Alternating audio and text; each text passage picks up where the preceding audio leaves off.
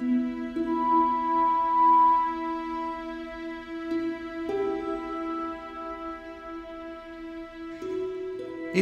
one of the oldest stories, the journey.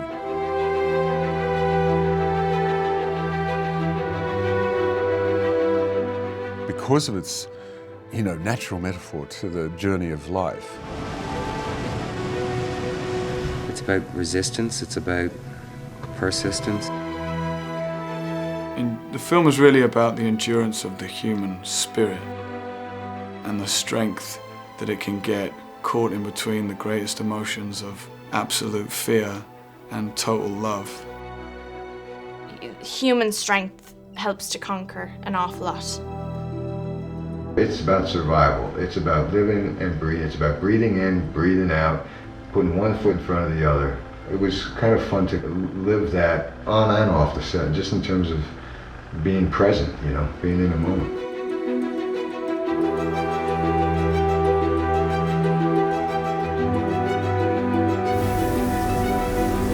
More than any other film I've ever made, the story in the film was very similar to the story of what was happening to us as just a group of people and a group of friends.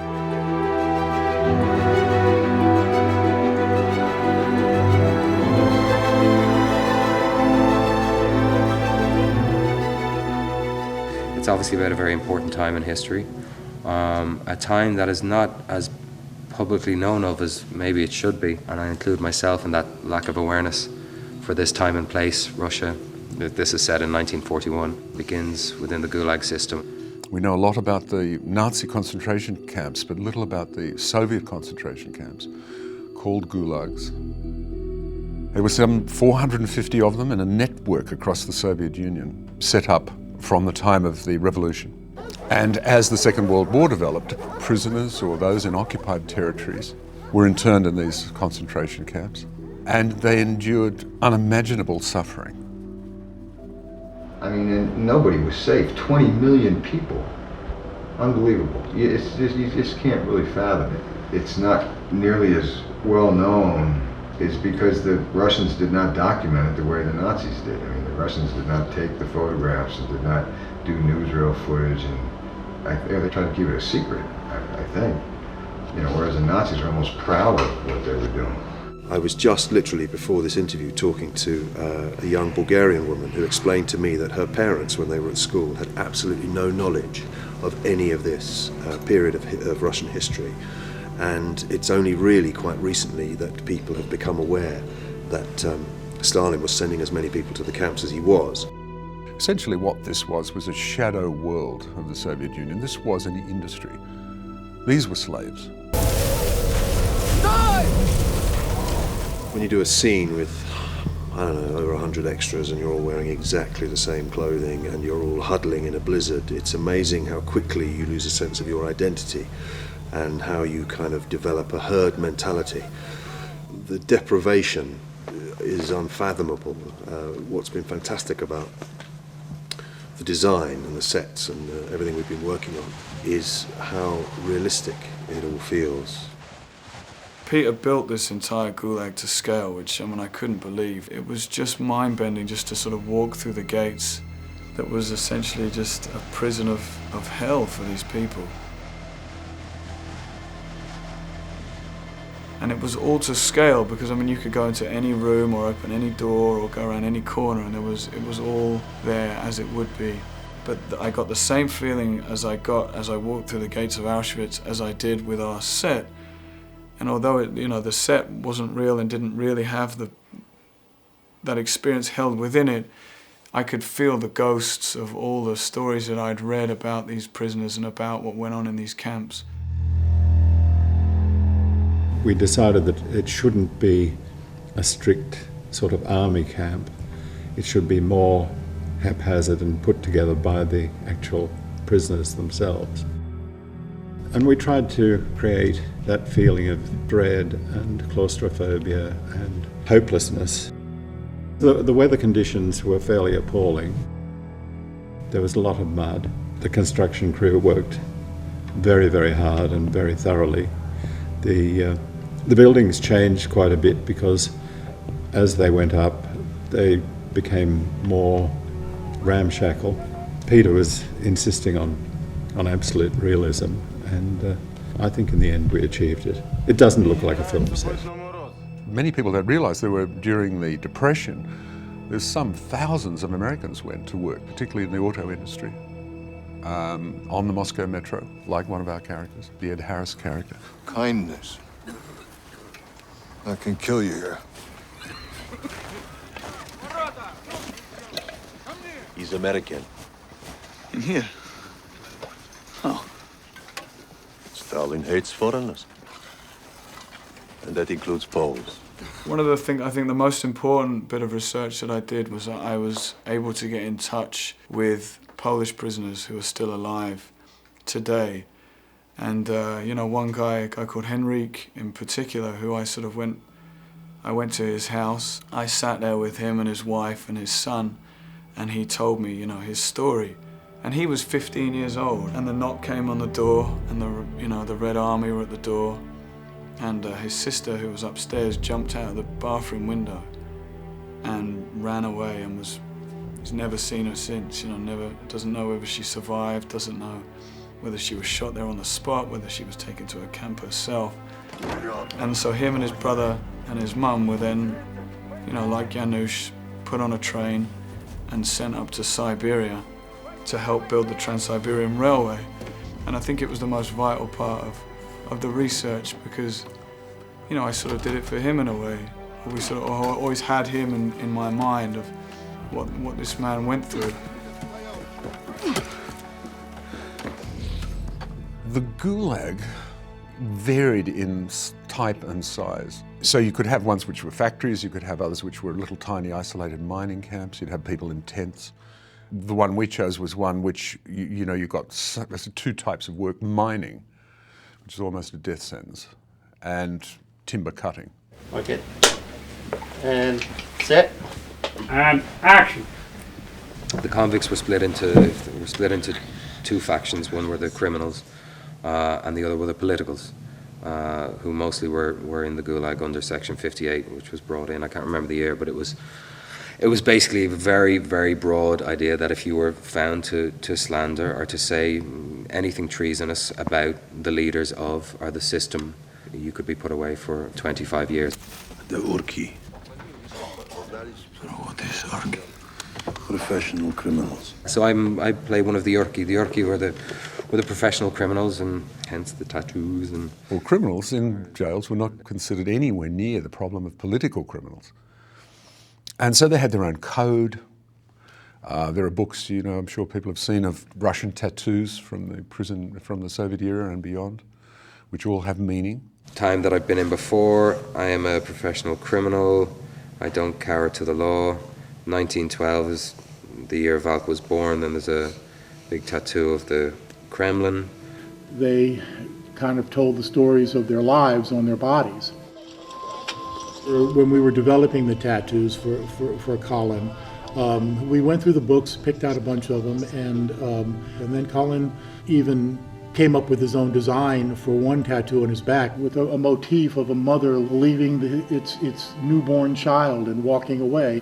And then on my chest I had lovely Stalin and Lenin. They are great men. Oh, Volker! Don't you know what Stalin means? Funny man. Means man of steel. He takes from rich and gives to poor. Yes, of course he does. And then he takes both of them and puts them in a gulag for 25 years. Watch your eyes, Cropate. And I think the interesting thing about the film is that, I mean, if you speak to any of the different escapees, they'll probably give you a different answer. I mean, that being that everybody had their own reason for being in the camp, and everybody had their own drive for getting home, for getting back.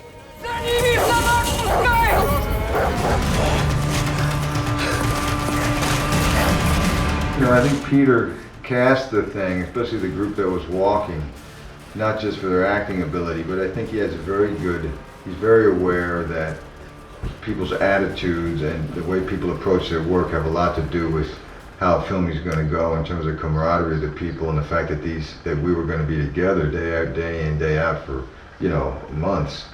And so, you know, there were a couple guys from Romania, you know, Dragos and Alex, and Gustav from Sweden, Serge from Ireland, Colin from Ireland, Jim from England, Sebastian from Germany. And then you've Ed from the US of A, and a really interesting bunch, really good bunch, no egos, you know, just all here for the same reason, to tell the story. As the people begin flowing, maybe across to them, back to Ed now, through foreground now. I enjoyed having, as challenging as it was, a large cast always on camera. In this case, there was a group of disparate nationalities, 6, sometimes 7, on screen for a large part of the film.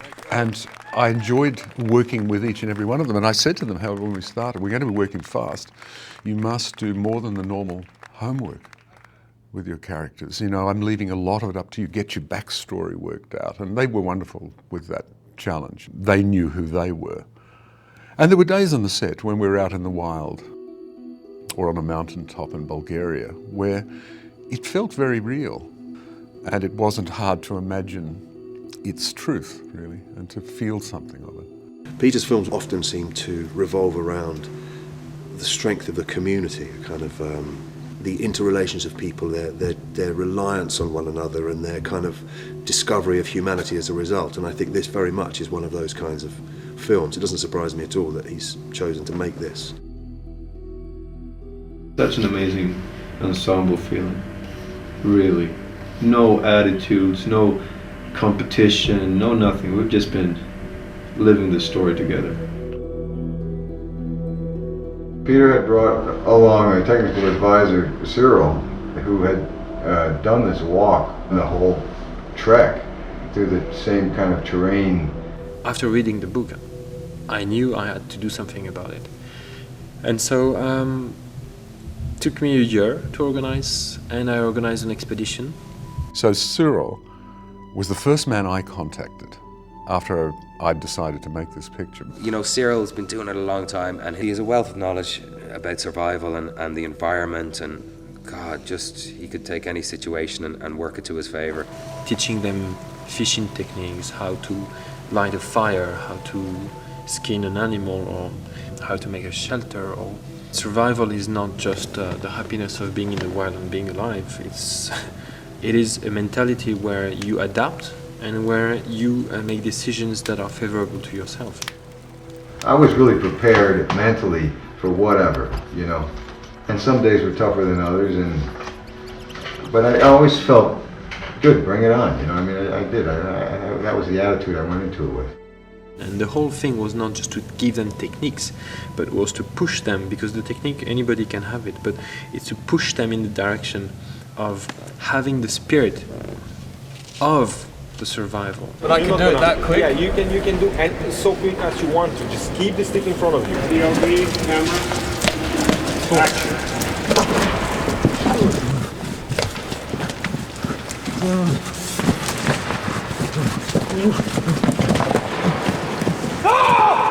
But it was fun, yeah. And then there was a scene where me and Colin had to skin a deer. And we're basically just in the background, just kind of skinning this deer that we find. But me and Colin got I guess we got so into it and we were so involved. I had a sort of sharp stone and he had his wolf knife. And we just sort of went for it and we thought, right, let's do it. I mean, let's actually fully skin this thing. And so we managed to get the whole, I mean, it took us quite a long time. And this was when the cameras weren't even rolling. We were just doing it because we'd started doing it for the shot and we got the shot, and then me and Colin were like, no, let's finish this, let's do it.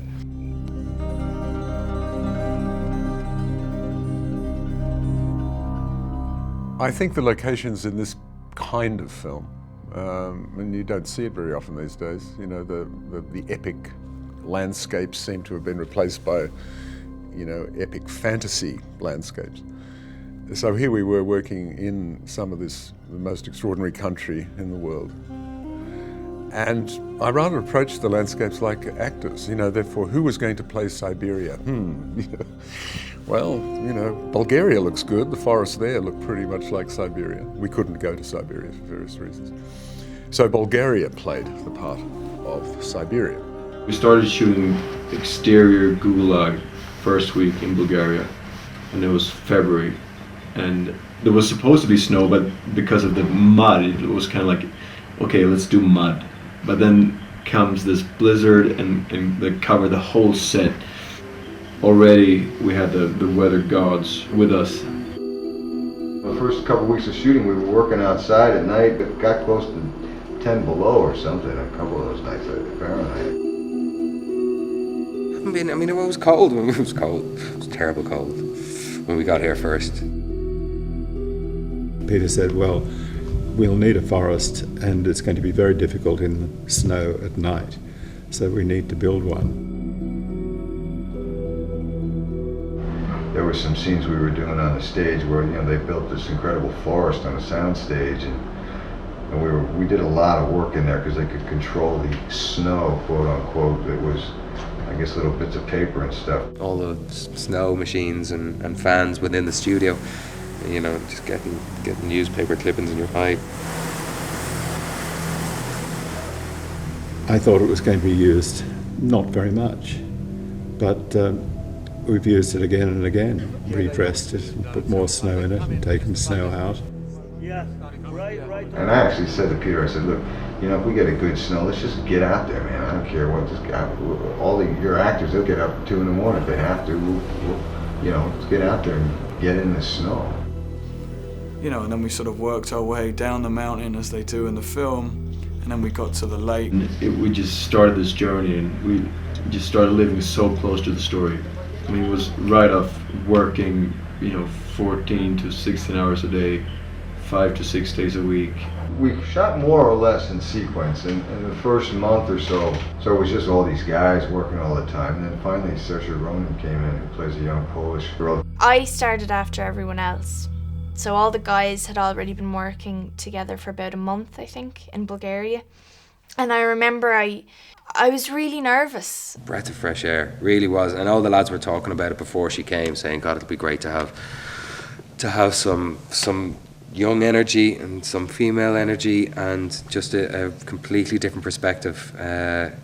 You kind of they all get sick of looking at each other.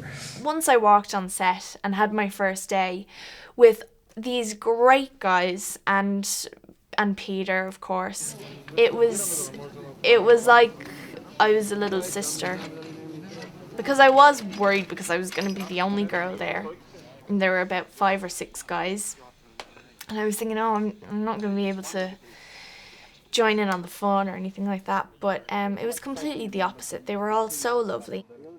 Somehow she was born an actress.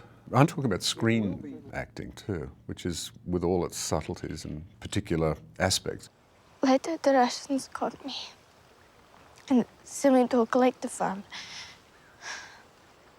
They were cruel to me. But anyway,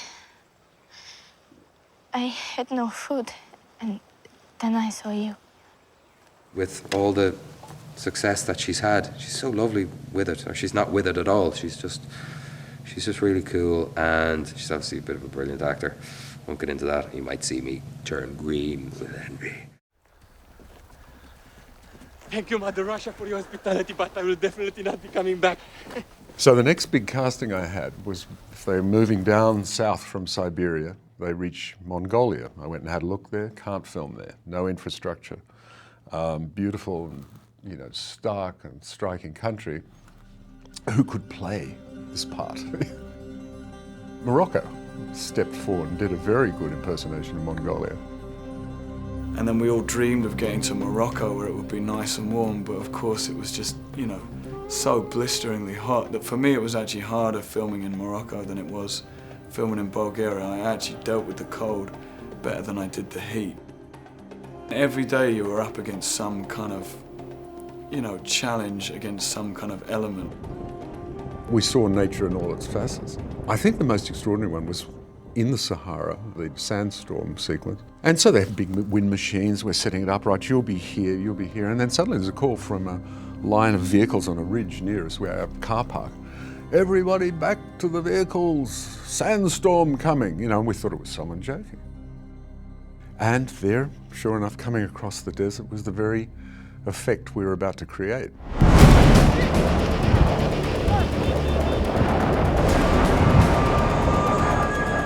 day we were supposed to shoot the sandstorm, we were in a big sandstorm. It was pretty great. Of course, couldn't film it because it was too much of a storm, but once it passed, then they got the fans out and the shovels, and that's probably going to look pretty nasty. Run! Run! Get back! Get back! Take cover!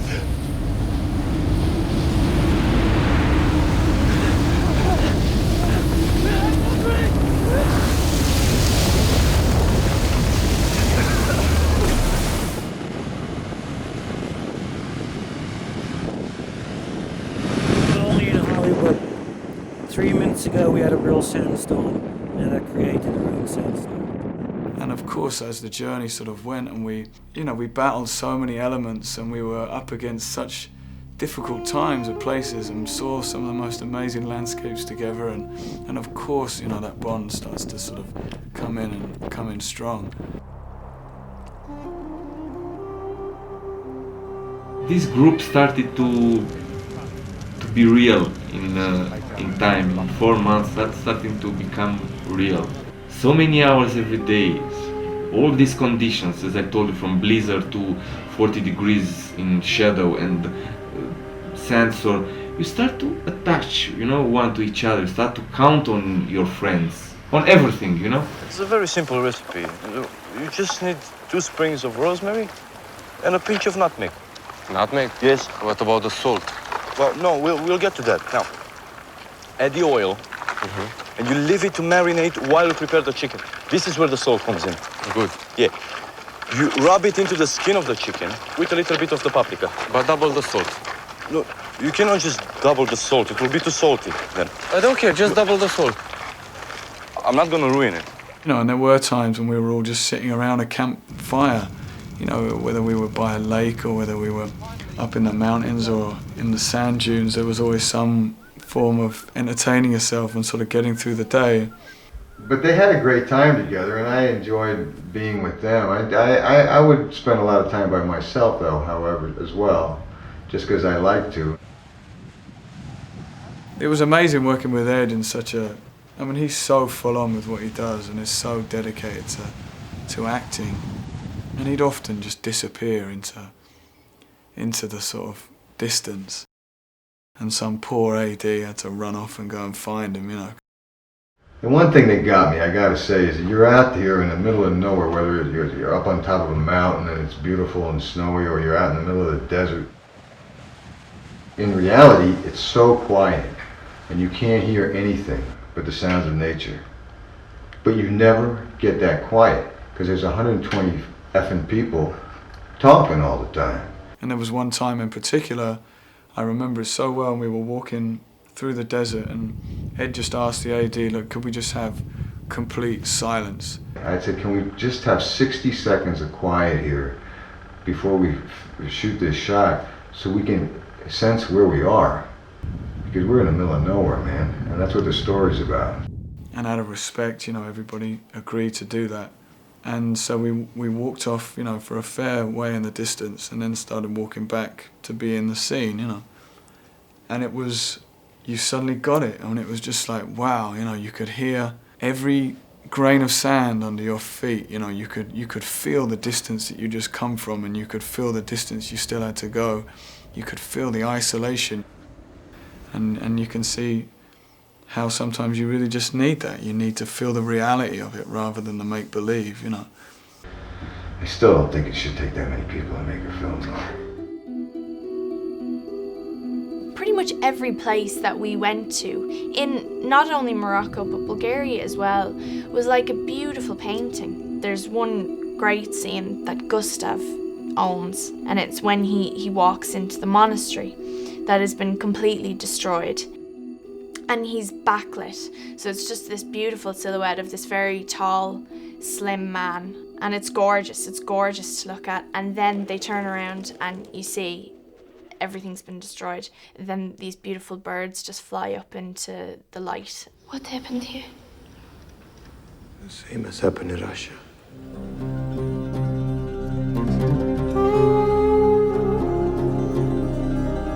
I had a marvellous moment, actually, where, gentlemen in sort of the robes and the you know, sort of chiseled face, dark brown, you know, looked like a, you know, he'd been there 1,000 years ago, and he came forward to me one morning. It was something to do with the location and people, and said to me, "The desert is with you."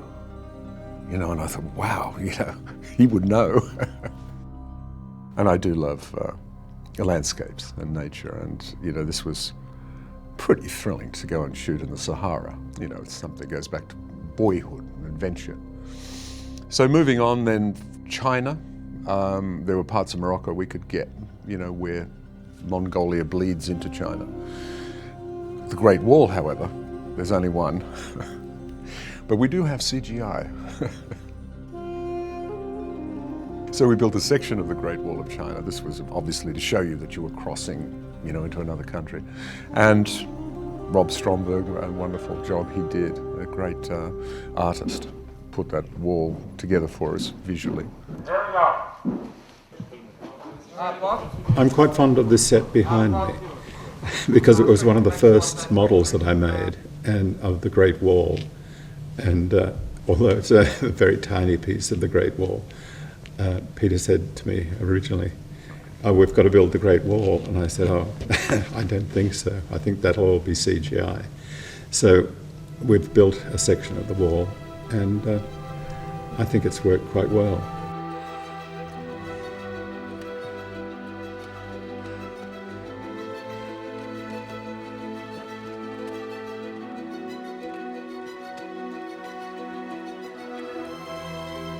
You know, again, we found a spot to be Tibet, and finally, for India, India played itself in this film rather wonderfully, and Darjeeling, which is where our group cross out of the Himalayas.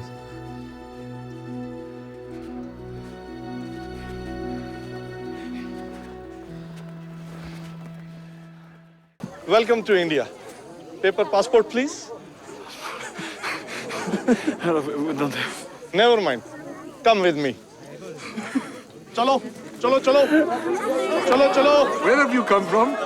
Siberia. Siberia? Oh, go wala. I think when you tackle a historical subject, you know, you're duty-bound to really be respectful, particularly where people have suffered, that you've got it right, as much as you can. And so to honour those people, and I met 12 of the 25 million, 40 million, everybody has a figure, who went through these gulags. And I hope I did them, you know, at least I respected them enough that when they see it, they say, well, it was kind of like that. So Peter is just, this is where he lives, and everything comes from that. And the way he works with actors, he just has it all right at his fingertips. It's very much, and this is what he always said, is the research that he does, and then taking and writing this script, it is so in his cellular being that he's just spontaneous with everything. Yeah, Peter's amazing, man. I've loved working with him, and just open to ideas, and gets, as I said, just excitable, oh yeah, we'll try that, and you know, it's lovely to be around that. He was just amazing, really. He was amazing to work with. And you hear all these great stories about him, and they're all absolutely true. And I suppose it didn't take me long to realise that all the sort of inspiration and all the qualities that I needed to find for sort of my character and for Janusz were sort of all there in Peter and as our director. He put a lot of attention to detail into certain things. He was meticulous with little things, but I actually like that because it's usually the little things that have a big impact and make a big difference. You really focused on all that, and it just makes everybody that more aware of what they're doing and pay attention in a way that maybe they haven't before. Toshko? Yes? Can you go to that position I was in? Just with that. Here, I left a little white rock there. You feel very involved, actually. I think he really helps everyone feel very involved with the process.